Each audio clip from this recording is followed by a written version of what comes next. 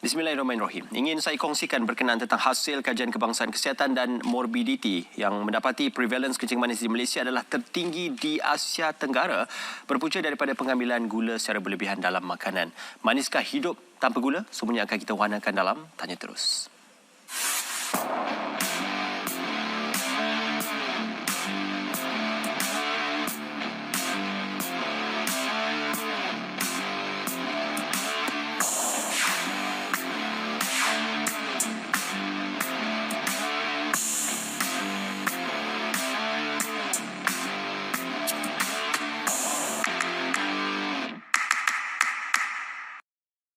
Ya, di Asia Tenggara sahaja, rakyat Malaysia mencatatkan jumlah tertinggi bagi pesakit diabetes dan juga kedua tertinggi bagi obesiti. Ini akan kita tanyakan terus kepada Tuan Nazli Suhardi Ibrahim, Timbalan Pengarah Bahagian Pemakanan Kementerian Kesihatan Malaysia. Apa khabar, Tuan? Alhamdulillah. Terima kasih. Fakta itu mencerminkan amalan dan juga tabiat pemakanan kita, bergantung dan juga pengambilan gula yang berlebihan. Jadi, mitos berkenaan gula antara fakta dan juga kesihatannya, apa yang boleh diceritakan? Okey, terima kasih, Is. Kalau kita menyentuh tentang gula ni, banyak mitos sebenarnya di kalangan rakyat Malaysia. Sebagai contohnya mitos yang menyatakan gula ni menyebabkan hyperaktif. Ada yang menyatakan kalau nak ganti gula, better kita ambil madu. Dan ada juga yang mengaitkan gula ni hanya ada pada makanan dan minuman yang manis.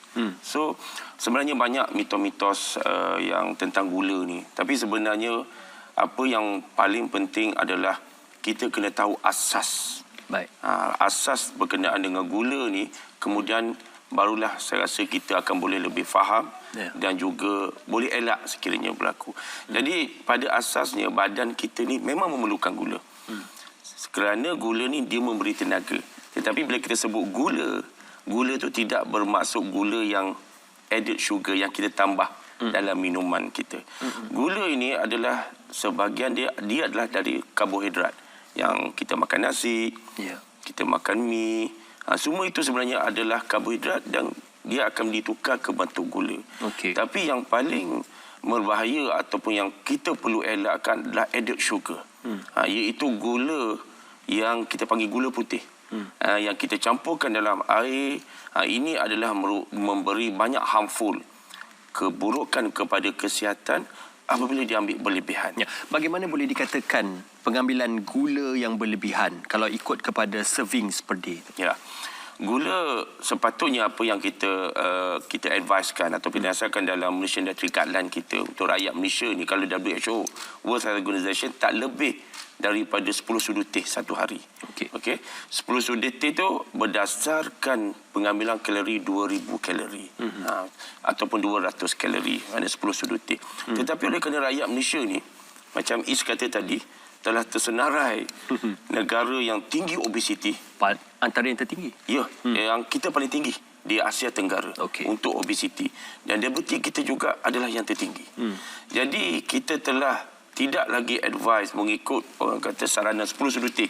Tapi kita based on 1,700 kalori, bermaknanya lebih kurang 7 sudu teh saja sehari. Tapi dalam kajian yang banyak dibuat oleh kita menunjukkan pengambilan kita setiap hari melebihi pada 7 sudu teh.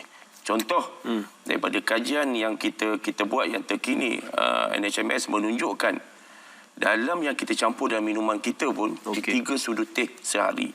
Dicampur lagi dengan kita minum, kita panggil ready to drinks, lebih kurang 6 sudu teh sehari. Dan ditambahkan lagi dengan premix 3 sudu teh. Jadi seolah-olah kita mengambil, kebanyakan rakyat Malaysia mengambil lebih kurang 12 sudu teh sehari. Ini berlebih.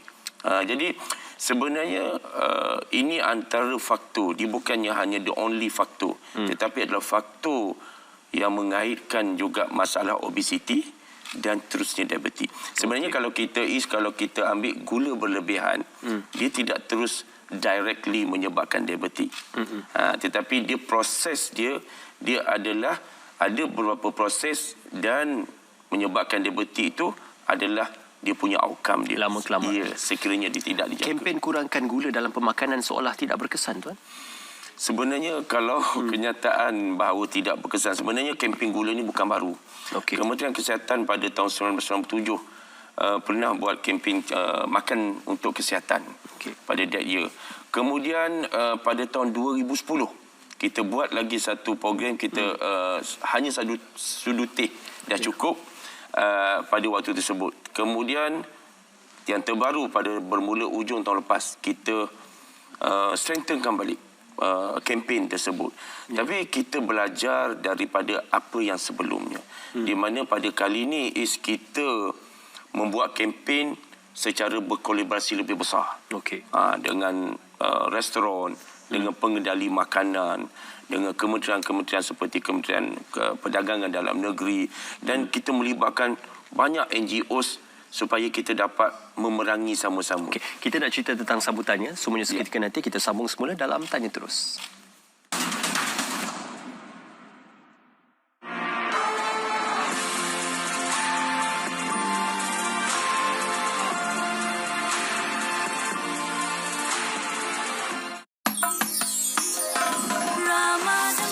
Shopee pun hantaran percuma diskon setiap hari. Istimewa Ramadan ini, jom beli di Shopee. Ramadan bersama Shopee. Beli sekarang.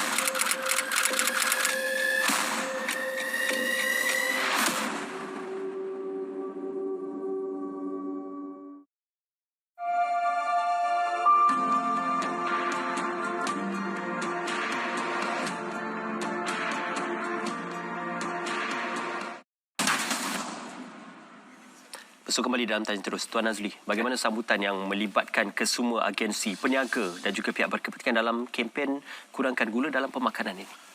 Sambutan pada awal ni saya boleh menyatakan kita masih memerlu banyak kerjasama daripada agensi-agensi lain. Alhamdulillah daripada kementerian-kementerian kita mendapat sokongan penuh daripada Kementerian Perdagangan Dalam Negeri. Kita mendapat juga sokongan penuh daripada Perbadanan Putrajaya contohnya. Tetapi kita masih perlu banyak lagi agensi-agensi, terutamanya persatuan-persatuan restoran-restoran, medan-medan selera di Malaysia ni untuk sama-sama.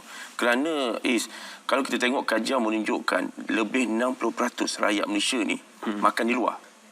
Jadi apabila makan di luar, bermaknanya tumpuan kita buat kempen kali ini adalah kepada peniaga. Supaya sama-sama kita support kempen satu sudu teh dah cukup. Kalau tiada lebih terbaik. Tapi orang kata kalau tak manis tak kau, tak sedap, tak itu yang menjadi sebersalah peniaga dibuatnya. Jadi macam mana kita nak menafikan stigma seperti ini sebenarnya cabaran paling besar Kementerian Kesihatan Malaysia untuk mengubah tabiat. Ini behavior change, bisi tabiat yang memang telah dipupuk daripada kecil lagi minuman manis ni. Jadi kalau kata tak ada manis ni, bukan minum namanya kalau tak ada manis. Kalau air kosong bukan minum namanya. Jadi kita nak ubah norm ini memang memerlukan masa. Ini memerlukan masa. Tetapi saya percaya kalau kita tak mulakan daripada sekarang, benda ni kita tak boleh tengok dalam short term. Kalau kita buat hari ini kita akan dapat hujung tahun ini, tak. Dia perlu dipupuk dan ini adalah penting di kalangan kanak-kanak itu kita terapkan. Sebab kita sebagai contoh kalau kita pergi restoran, sekarang kita dah banyak dengar saya nak teh kurang manis.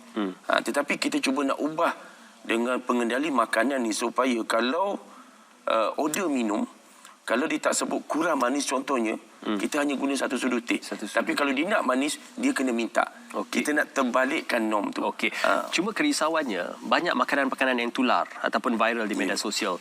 Sudah ada caramel, tambah lagi gula, tambah lagi pelbagai jenis bahan-bahan makanan yang manis. Maka orang kata kalau tak manis tu tak viral, tak tular. Jadi ini menimbulkan kegusaran juga. Apakah kita boleh ke arah mengurangkan gula kalau banyak diperkenalkan makanan-makanan baru seperti itu. Ini juga satu cabaran yang besar sebenarnya. Kami di Kementerian Kesihatan Malaysia sedang berusaha untuk mendapatkan support daripada pengendali-pengendali ataupun restoran makanan yang so-called makanan viral macam ni kan. Jadi memang sebenarnya kita nampak remaja terutamanya kan, anak-anak kita remaja yang mudah orang kata suka dan terpengaruh dengan minuman-minuman yang manis ini. Jadi inilah saya mengharapkan sebenarnya Kementerian Kesihatan mengharapkan kalau Kementerian Kesihatan saja mengadakan kempen ini, dia sebenarnya tak cukup. Dia kena datang daripada juga pembuat minuman tersebut untuk sama-sama reformulate. Sebab kalau kita ambil contoh dari segi minuman-minuman yang Is nyatakan tadi. Kalau sekiranya dia beri option, sebab saya pernah berbincang perkara ni dengan pengendali. So apa kata kalau sekiranya 8 sudu teh, 10 sudu teh, kita kurangkan 5 sudu teh.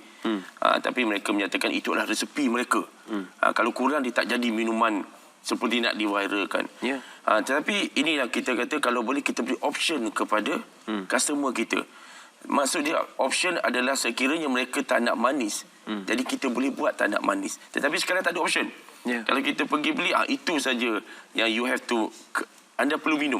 Jadi ini sebenarnya dalam proses kita bersama, kita bincang. Kali ini kita nak secara besar-besaran penglibatan ramai pihak, termasuk yang terutamanya pengendali yang pembuat minuman manis-manis ni untuk sama-sama demi kepentingan rakyat. Apa manis dalam gula ada alternatif? Okey. Apabila kita reformulate minuman dengan gula ni, added sugar ni memang salah satu cara industri biasa gunakan adalah menambah artificial sweetness. Maknanya untuk menggantikan gula tapi memberikan rasa manis. Sebenarnya perkara ini dibenarkan di bawah Akta Makanan. Ada senarai artificial sweetener yang boleh digunakan yang menggantikan manis. Tetapi pada kami di bahagian pemakanan Kementerian Kesihatan Malaysia, yang penting kita perlu didik daripada taste bud mereka. Kalau kita gantikan sekarang, maknanya berhendakkan manis tu still there. Maknanya anak-anak kita masih memerlukan rasa manis. Tapi kalau kita boleh latih without menggunakan artificial sweetener ini, di mana supaya lidah mereka dah biasa kurang manis, ini adalah lebih terbaik. Sekiranya harga gula naik dan meningkat, apakah penggunaan gula dalam makanan juga akan berkurangan?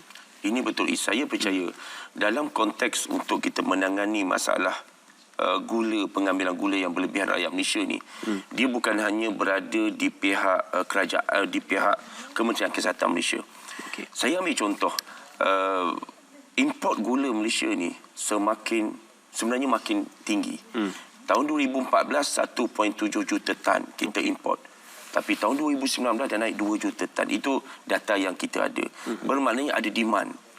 Jadi saya merasakan daripada segi kalau kita boleh memastikan demand tu tidak ada, supply juga pun akan berkurangan, saya rasa ini akan memberi kesan besar kepada rakyat Malaysia. So dia memainkan peranan. Supply and demand itu adalah penting. Demand ni lah Kementerian Kesihatan cuba nak ajar rakyat supaya jangan demand benda-benda yang manis. Kerjasama yang simbiosis. Kerjasama semua pihak untuk kita sama-sama menjaga kesihatan seluruh rakyat Malaysia. Terima kasih Tuan Nazri bersama dengan kami pada ketika ini, di mana kita sentiasa war-warkan, kurangkan gula dalam minuman, lebihkan manis dalam minuman. Terima kasih kerana bersama kami Tuan Nazri. InsyaAllah kita bersama lagi dan juga Assalamualaikum. Jumpa lagi.